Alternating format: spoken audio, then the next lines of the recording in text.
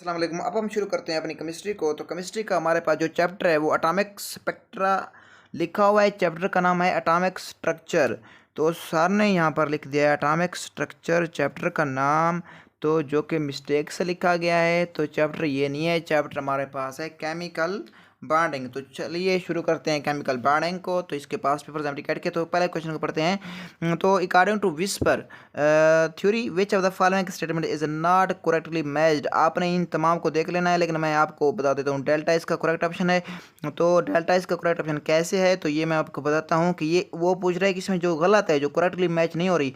देखिए यहाँ पर AB2L1 यानी AP2 हमारे पास आएगा और L1 एक लोन पेयर हो गया। तो बाण पेयर इसमें कितना होंगे? बाण पेयर 2 होंगे, क्योंकि AB2 सेंटर में A आ जाएगा और B2 जैसे कि यहाँ पर एग्जाम्पल दी हुई है 10 की। ये देखिए 10 हो गया, ऊपर एक लोन पेयर हो गया। तो इसको यूं बना सकते हैं Cl और यहाँ पर भी Cl, ठीक है, क्लोरीन क्लोरीन। अच्छा, दो बाण पेयर, एक दो हो गए क्लोरीन के साथ, दो बाण हो गए। लोन पेयर एक हो गया, लोन पेयर भी एक हो गया ऊपर, ठीक है। AB2L1 ये भी ठीक है। अच्छा, एग्जाम्पल भी ठीक है, लेकिन लीनियर देखें, ये लीनियर नहीं है, ये बेंट वी लाइक बनती है, ठीक है।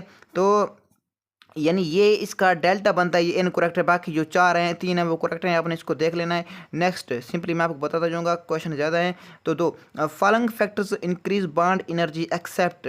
जो फॉलोइंग फैक्टर होते हैं वो बॉन्ड एनर्जी को एक्सेप्ट बॉन्ड एनर्जी को इंक्रीज करते हैं, एक्सेप्ट। तो बॉन्ड एनर्जी का मैं आपको फार्मूला बता दूं। बॉन्ड जो एनर्जी होती है वो इंक्रीज होती है जब हमारे पास क्या बढ़ जाती है, जब बॉन्ड एनर्जी, जब साइज हमारे पास बता देता हूँ, जब साइज स्मॉलर होता है। साइज क्यों? देखें, बॉन्ड एनर्जी का ताल्लुक है, इस तरह बना दूंगा कि बॉन्ड एनर्जी इधर नहीं, यहाँ पर बना देता हूँ। बॉन्ड एनर्जी डायरेक्टली प्रोपोर्शनल होता है बॉन्ड पोलैरिटी।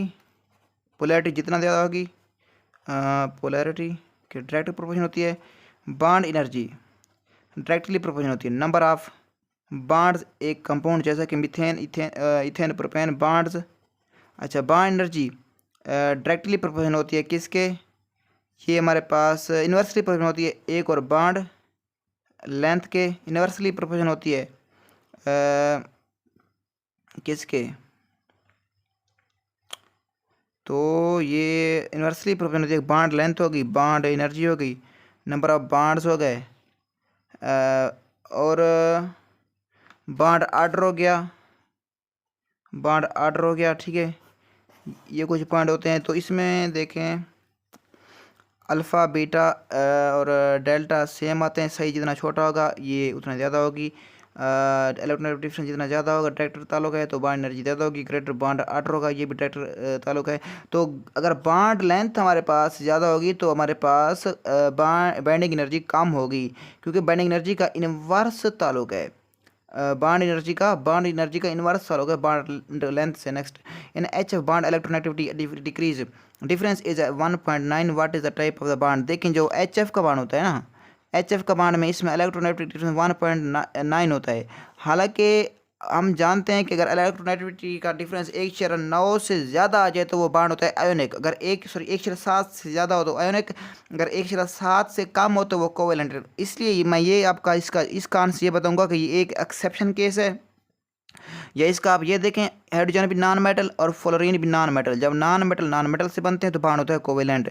तो इसका बांड बनता है पोलर कोवेलेंट। इसमें दो है नॉन पोलर कोवेलेंट, लेकिन ये पोलर कोवेलेंट बांड ये बुक में दिया हुआ है। For all of the following are basic condition of for the formation of ionic bond accept.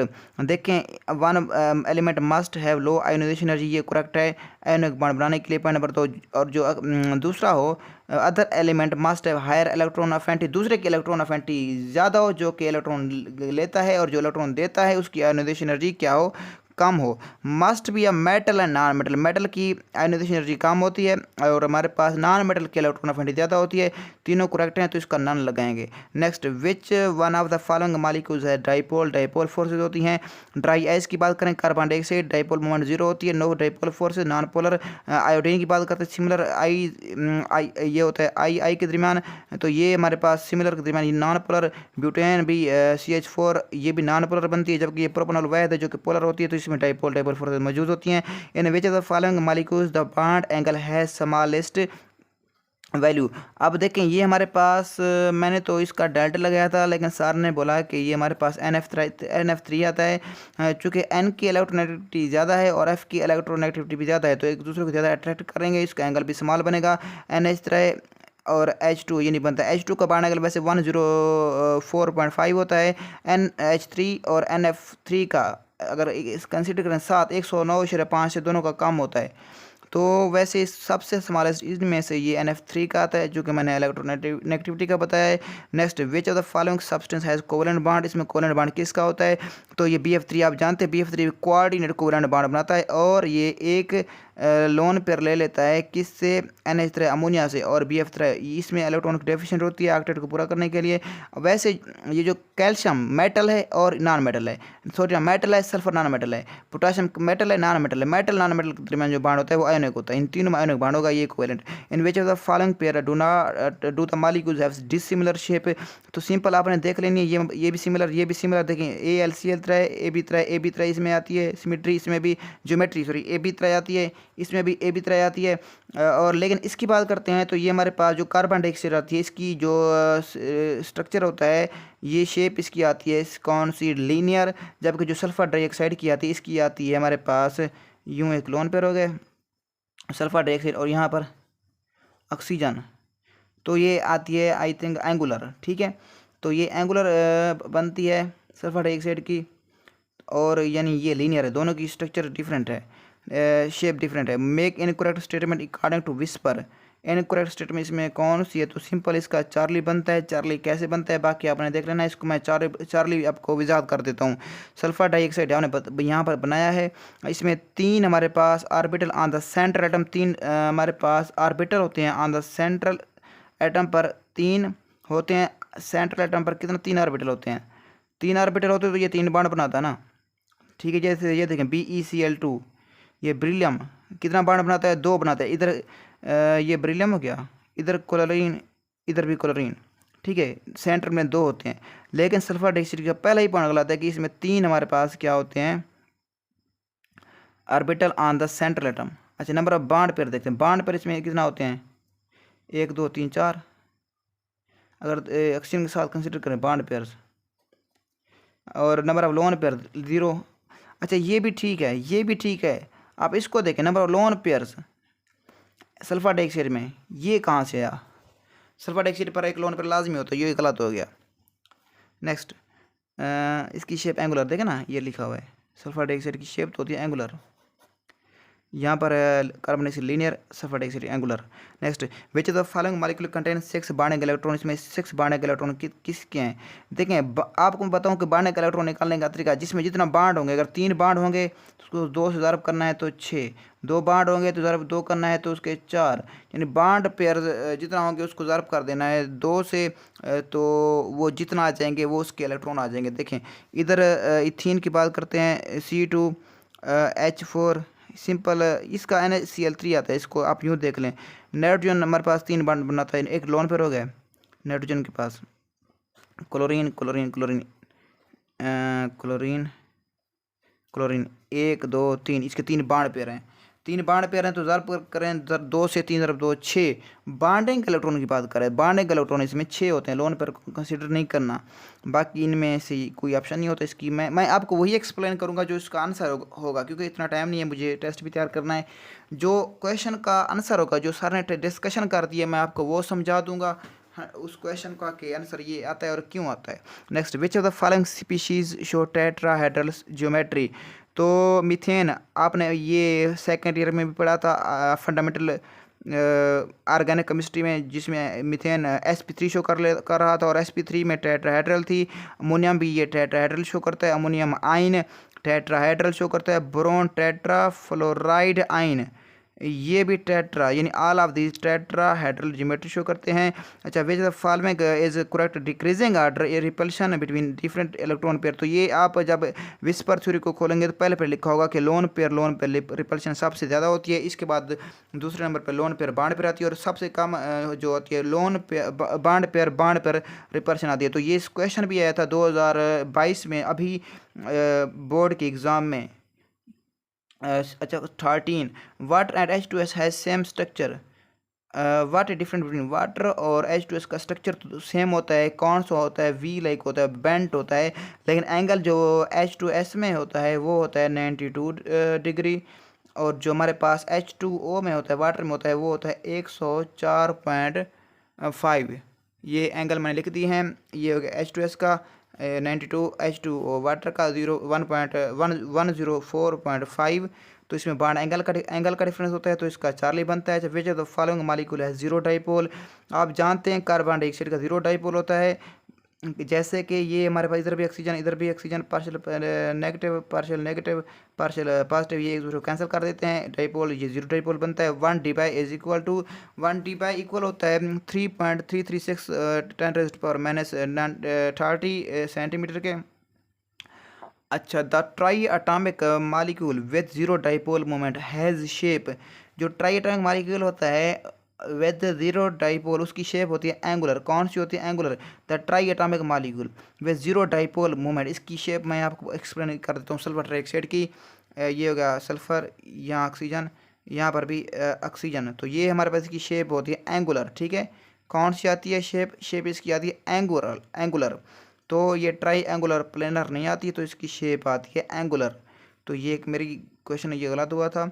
तो dipole moment is defined as, तो बच्चे गलती कर देते हैं कि अल्फा लगा के आ जाते हैं, जो कि गलत है। चार्ज डिस्प्लेसमेंट बात तो ठीक है, क्यू ज़रबे डी आता है जो हमारे पास इसका फार्मूला है, लेकिन आपने चार्ज ज़रबे डिस्टेंस लगाना है डाइपोल मोमेंट का फार्मूला। ठीक है, अच्छा नेक्स्ट, डाइपोल मोमेंट वाटर का ये तो फिक्स है 1.84 होता है। अच्छा, the amount of energy required to break 1 mole of bond to separate atom is called simple, इसका बॉन्ड एनर्जी आती है। Which of the following hydrogen halide has highest percentage of ionic character. अच्छा, ionic character को निकालने का आपको simple formula बताता हूँ, क्या ये आप याद करेंगे? आयोनिक करेक्टर निकालना हो तो ये हो गया IC ionic character.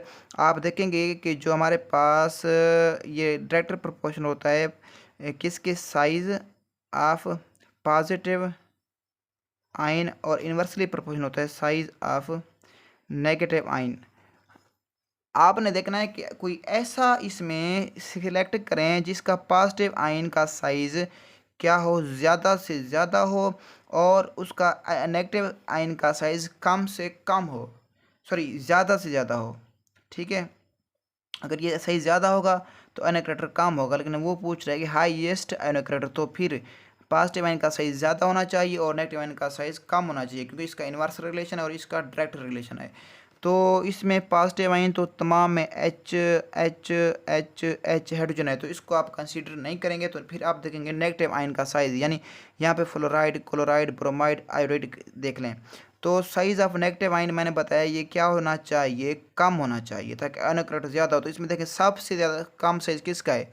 Fluorine, chlorine, bromine, iodine. Fluorine ऊपर आता है तो इसका साइज कम है, साइज कम, आयोनिक करेक्टर ज़्यादा, तो आयोनिक करेक्टर HF का ज़्यादा है। Next, the strongest bond is, bond देखें इसमें आता है बीटा, यानी कार्बन ट्रिपल बॉन्ड कार्बन, जिसमें नंबर ऑफ बॉन्ड ज़्यादा होंगे उसका बॉन्ड क्या होगा? स्ट्रांगेस्ट होता है। अगर यूँ पूछा जाए कि इसमें कौन सा बॉन्ड स्ट्रांग हो, और सिग्मा बॉन्ड का पूछे और हमारे पास पाई बॉन्ड का पूछे, तो फिर हम कहेंगे सिग्मा बॉन्ड। लेकिन वो अगर इस तरह दिया हो कि carbon single bond, carbon double bond, carbon triple bond carbon, तो फिर जिसमें बॉन्ड ज़्यादा होंगे तो उसमें बॉन्ड स्ट्रांग होगा। अब आप सोचेंगे कि ये क्या वजह है, तो एक तो मैं ये बताता हूँ कि आपने सिंपली देखना है कि जिसमें बॉन्ड ज़्यादा हो।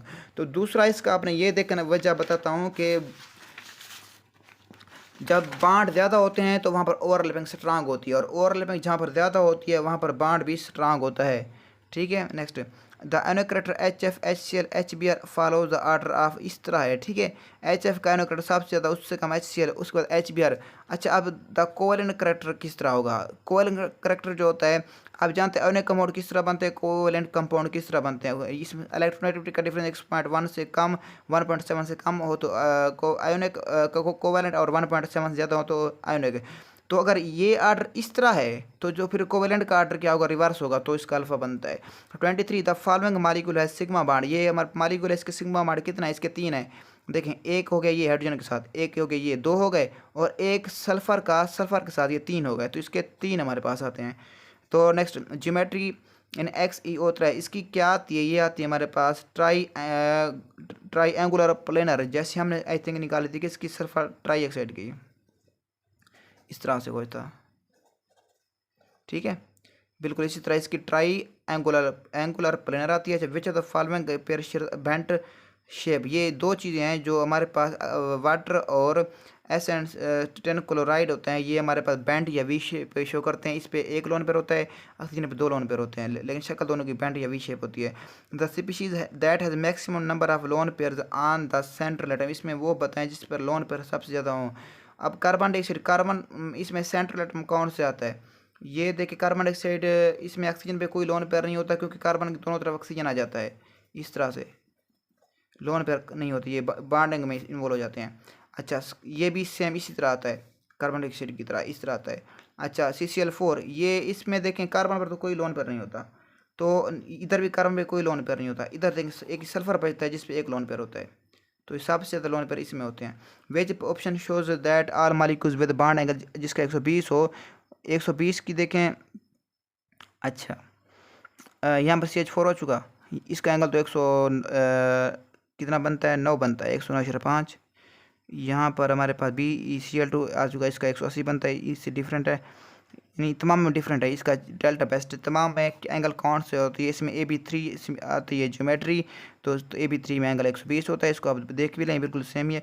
अब bond with maximum covalent character is formed between, maximum covalent character उसमें होता है जिसमें एटम्स आइडेंटिकल हो, जैसे कि आयोडीन आई सिंगल बना आई। अच्छा अब आइडेंटिकल एटम्स एक जैसे एटम हो, जैसे ये हो गया। अच्छा जिसमें आयोनिक बता दूं, एक तो ये हो गया कि आइडेंटिकल एटम्स के दरमियान कोवैलेंट कैरेक्टर मैक्सिमम होता है, जिसमें, और दूसरा जिसमें कोवैलेंट बॉन्ड ज़्यादा होंगे और कोऑर्डिनेट कोवैलेंट बॉन्ड कम होंगे। जैसा कि आप अगर कोऑर्डिनेट कोवैलेंट का टॉपिक खोलें पंजाब टेक्स्ट बुक में, तो वहाँ पर 33% लिखा हुआ है कि ईच कोवैलेंट बॉन्ड होता है, कोऑर्डिनेट कोवैलेंट बॉन्ड, तो कोऑर्डिनेट बॉन्ड होता है जो 66% 66% होता है, वो कोवैलेंट बॉन्ड होता है क्योंकि दो बॉन्ड होते हैं। तो जहाँ पर कोवैलेंट बॉन्ड ज़्यादा होंगे वहाँ पे कोवैलेंट कैरेक्टर ज़्यादा होगा। Next the amount of energy required to break 1 mole, ये पहले भी आ चुका था, बॉन्ड एनर्जी, इसका आता है bond energy. Next which molecule has 10 valence electrons on the central atom PCl5, देखें मैंने आपको इलेक्ट्रॉन काउंट करने का फार्मूला बताया था कि बॉन्ड देख लेने हैं। ये फास्फोरस हो गया, फास्फोरस देखें इसके आई थिंक 1 लोन पेयर होता है, और ये अगर बाण बना क्लोरीन के साथ, जब 5 बाण बनेंगे ना, बाण 5 होंगे तो हर बाण में 2 इलेक्ट्रॉन होंगे, तो 10 इसमें वैलेंस इलेक्ट्रॉन कंप्लीट फिल होंगे। विच of the following is the strongest बाण, आप देखें कार्बन सिंगल बाण, कार्बन स्ट्रांगेस्ट बाण है। अच्छा अगर यूं होता, बीटा को देखते हैं, ये तो नहीं आता, इसको अल्फा को बीटा कंपेरिजन करते हैं, कार्बन सिंगल बाण कार्बन, ये स्ट्रांग बाण है, नाइट्रोजन सिंगल बाण नाइट्रोजन से।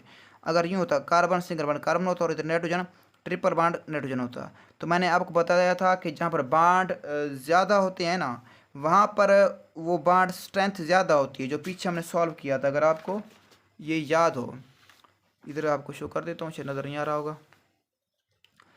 अच्छा जहाँ पर बाड ज़्यादा होते हैं वो बाड स्ट्रेंथ ज़्यादा होती है, लेकिन लेकिन लेकिन यहाँ पर ये एक एक्सेप्शन केस है कि अगर नाइट्रोजन आ जाए और सिंगल बाड हो तो कार्बन सिंगल बाड कार्बन बाड स्ट्रांग होता है, वरना अगर यूं आ जाए तो फिर यूं ये केस बनेगा, नाइट्रोजन ट्रिपल बाड नाइट्रोजन ये बाड स्ट्रांग होता है, लेकिन इधर भी सिंगल इधर भी सिंगल, एक एक्सेप्शन है कि ये बाड स्ट्रांग होगा।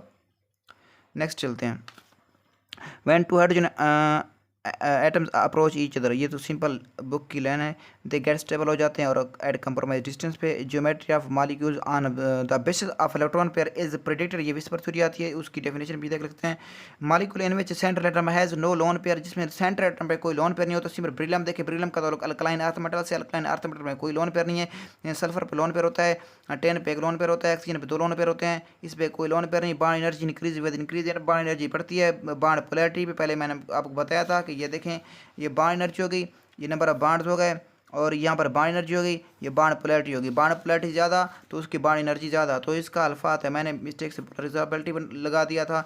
अच्छा larger the number of covalent bonds relative to coordinate covalent bond higher था, ये पहले भी मैंने आपको बताया है कि जिसके कोवेलेंट बॉन्ड ज़्यादा होंगे उसका कोवेलेंट कैरेक्टर ज़्यादा होगा।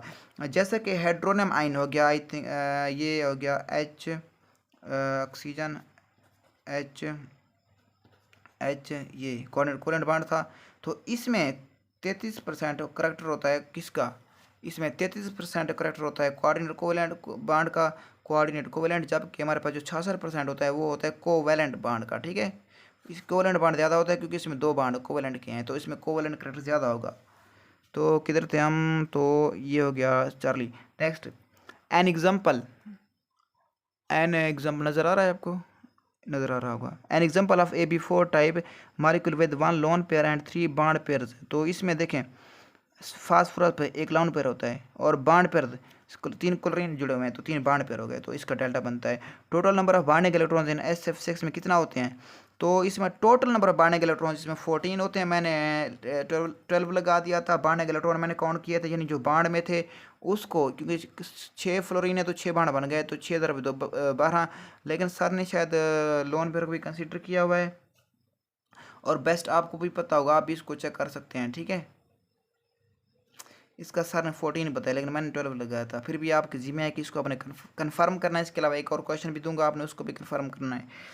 Dipole moment in a bond is called bond momentum. Okay, which of the following is always true when bond momentum is present in the molecule. यानी बॉन्ड मोमेंटम मौजूद है तो वो क्या बताता है, तो वो ये बताता है कि एट लीस्ट 1 पोलर बॉन्ड तो लाजमी होगा मॉलिक्यूल में।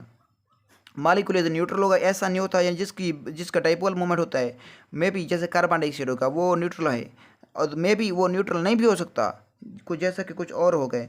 अच्छा, अब द मॉलिक्यूल इज डाइएटॉमिक, ज़रूरी नहीं है कि मॉलिक्यूल डाइएटॉमिक हो। कार्बन डाइऑक्साइड ये ट्राइएटॉमिक है, और कुछ ऐसे भी हैं जो डाइएटॉमिक हैं। The molecule is polar, no, ये बेस्ट है बीटा।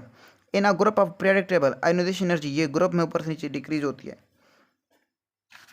ऊपर से नीचे ग्रुप में क्या होती है, डिक्रीज होती है। अच्छा, the number of sigma and pi बाड इन 1 ब्यूटीन ट्राइवाइन में कितना होते हैं, 7 सिग्मा बाड होते हैं, पाई बाड होते हैं। अगर मैं आपको बना दूँ 1 butene triyne, 1 carbon 2 carbon 3 carbon 4 carbon, 1 पे ब्यूटीन एंड 3 पे 1 2 3 3 पे वाइन, ट्रिपल बाड हो गया। इसमें 1 बाड ये हो गया, 2 बाड ये हो गया, 3 हो गया कितना, पाई बाड। अब 7 सिग्मा बाड, 1 सिग्मा बाड ये, दूसरा ये, तीसरा ये, 3 ये हो गए, और बाकी जो यहाँ पर 3 ये सॉरी 2 ये हो गए, 1 ये हो गया, और 1 ये हो गया। ये मिलकर 7 सिग्मा बाड बनते हैं। ये हाइड्रोजन के साथ हैं, हाइड्रोजन और कार्बन के दरमियान 7 सिग्मा बाड इकट्ठे। अच्छा, नंबर ऑफ बाड्स इन SO2, तो इसमें सल्फर डाइऑक्साइड में SO2 एक लोन पेयर, इसमें बाड कितना होते हैं, इसमें हमारे पास 1 2 पाई हो गए, 2 पाई होते हैं और 2 सिग्मा बाड होते हैं, 2 पाई 2 सिग्मा और एक लोन पेयर भी होता है। ठीक है, मैंने जल्दी में अल्फ़ा लगा दिया था, लेकिन इसलिए कहते हैं क्वेश्चन को गौर से पढ़ें तो इसका चार्ली बनता है। Next 43, which of the following molecule has trigonal planar geometry. ये BF3 जो है इसकी ट्राइगोनल प्लेनर ज्योमेट्री होती है। आप बुक पढ़ें तो उसमें सिंपल लिखा हुआ है। अच्छा, next, for which of the following hybridization the bond angle is maximum. तो DsP2 में बॉन्ड एंगल मैक्सिमम होता है, मैंने लगाया था SP में आप जानते हैं एंगल होता है 180 का, SP2 में एंगल होता है 120 का, SP3 में एंगल होता है 109.5 का। तो सबसे ज़्यादा 180 यानी SP में होता है जो मैंने लिखा था, लेकिन सबसे ज़्यादा जब D इन्वॉल्व होता है और SP2 में, तो फिर हमारे पास सबसे ज़्यादा एंगल SP से भी ज़्यादा DsP2 का होता है। द कंपाउंड 1 ब्यूटाडाइन हैज़, इसके पास SP2 SP3 hybridised carbon atom होते हैं, इसका डेल्टा बनता है, आप इसको बना देता हूँ 1 ब्यूटाडाइन 1 2 3 4 1 ब्यूटाडाइन। देखें इस पर डबल बॉन्ड, इस पर डबल बॉन्ड, ये हो गया इधर सिंगल बॉन्ड, इसमें हो गई SP3, इधर हो गया SP3 हो गया, SP2 हो गया, और इस कार्बन पर 3 बाण है ना, सॉरी 2 बाण ये हैं, 2 बाण ये हैं, इस पर हो गया SP करेक्टर, यानी SP2 SP3 hybridise carbon atoms होते हैं, तो इसका बनता है delta. Next, when 2 pairs of electrons are shared bond is, जब 2 इलेक्ट्रॉन पेयर शेयर्ड होते हैं तो 2 बॉन्ड बनते हैं, तो डबल कोवेलेंट बॉन्ड बनता है। Which one of the following compound has bond angle as nearly 90 के जो करीब हो तो वो N2S होता है। ये मिसिंग भी है इक्वेशन में। NH3 में आप जानते हैं कितना होता है, 107 होता है, 107.5। वाटर में 104.5। CH4 में मीथेन में 109.5, इधर 107.5।